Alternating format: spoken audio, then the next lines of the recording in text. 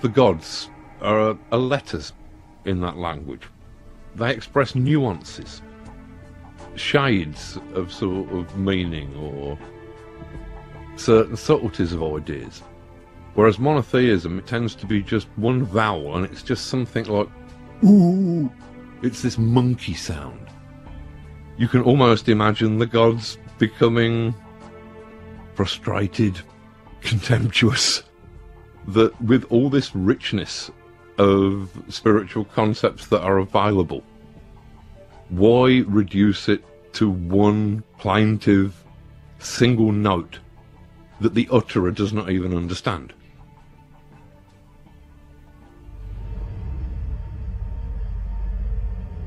The alchemists had two components to their philosophy. These were the principles of solve and coagula. Solve was basically the equivalent of analysis. It was taking things apart to see how they worked. Coagula was basically synthesis. It was trying to put the disassembled pieces back together so that they worked more efficiently. These are two very important principles which can be applied to almost anything in culture. There has recently, in literature for example, been a wave of postmodernism, deconstructionism. This is solve. Perhaps it is time in the arts for a little more coagula. Having deconstructed everything, perhaps we really should be starting to think about putting everything back together. Spiritualism was the natural state of human thinking up until the Renaissance and the subsequent age of reason that grew out of it. Our original way of seeing the world was as a place entirely inhabited by spirits, where everything had its indwelling essence, where everything was in some sense sacred, including ourselves. The age of reason changed all that. While it's inarguable that reason brought many great benefits and was a very necessary stage of our development, unfortunately this led to materialism, where the physical material world was seen as the be-all and end-all of existence, where inevitably we were seen as creatures that had no spiritual dimension, that had no souls, living in a soulless universe of dead matter.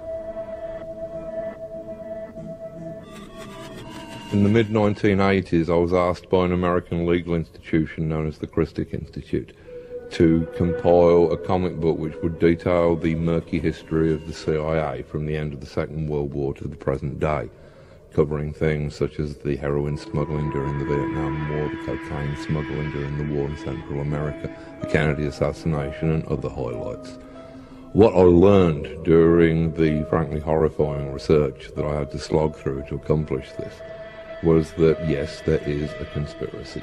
In fact, there are a great number of conspiracies that are all tripping each other up, and all of those conspiracies are run by paranoid fantasists and ham-fisted clowns. If you are on a list targeted by the CIA, you really have nothing to worry about. If, however, you have a name similar to somebody on a list targeted by the CIA, then you are dead. The main thing that I learned about conspiracy theory is that conspiracy theorists actually believe in a conspiracy because that is more comforting. The truth of the world is that it is chaotic. The truth is that it is not the Jewish banking conspiracy or the grey aliens or the 12-foot reptiloids from another dimension that are in control. The truth is far more frightening. Nobody is in control. The world is rudderless.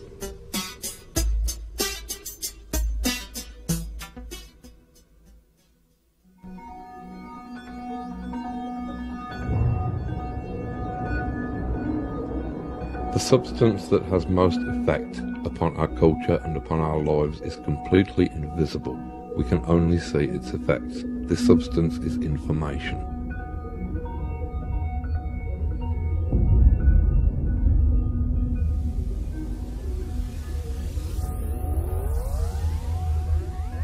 Science started out as an offshoot of magic.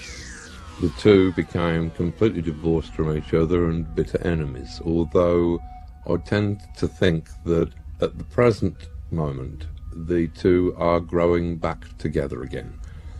I was reading recently that people at the cutting edge of quantum physics believe that information is a super weird substance, to quote the actual phraseology, which underlies everything in the universe, which is more fundamental than gravity or electromagnetism or the two nuclear forces.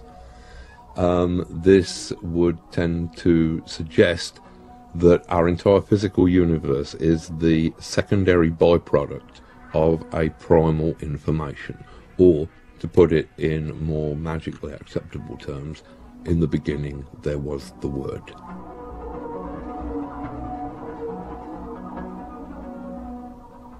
As I understand the theory of period information doubling, this states that if we take one period of human information as being the time between the invention of the first hand axe, say around 50,000 BC, and 1 AD, then this is one period of human information, and we can measure it by how many human inventions we came up with during that time. Then we see how long it takes for us to have twice as many inventions. This means that human information has doubled. As it turns out, after the first 50,000 year period, the second period is about 1500 years, say around about the time of the Renaissance. By then we had twice as much information. To double again, human information took a couple of hundred years. The period speeds up. Between 1960 and 1970, human information doubled. As I understand it, at the last count, human information was doubling around every 18 months. Further to this, there is a point sometime around 2015 where human information is doubling every thousandth of a second. This means that in each thousandth of a second we will have accumulated more information than we have in the entire previous history of the world. At this point, I believe that all bets are off. I cannot imagine the kind of culture that might exist after such a flashpoint of knowledge. I believe that our culture would probably move into a completely different state, would move past the boiling point, from a fluid culture to a culture of steam.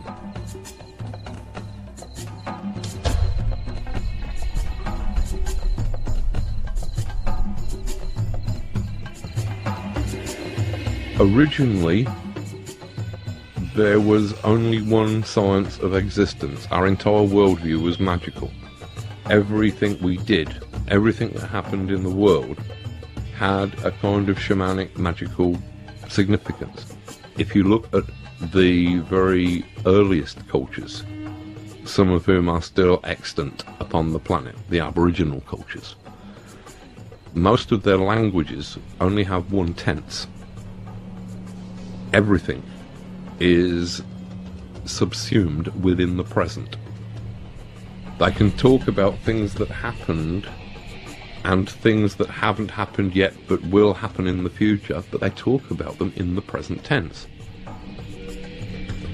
Now, it seems that not only have we split up our existence, our study of existence, into all of these different areas, but we've also subdivided our notion of time into different zones. Whereas once there was this great eternal present, which I assume to be the kind of constant now that animals exist in, for example. But we, as conscious individuals, have, as a species, adapted this different notion of time, where we almost see time as a bead on a wire, that the now is just this constantly moving tiny little moment that we're all in, that is sliding inexorably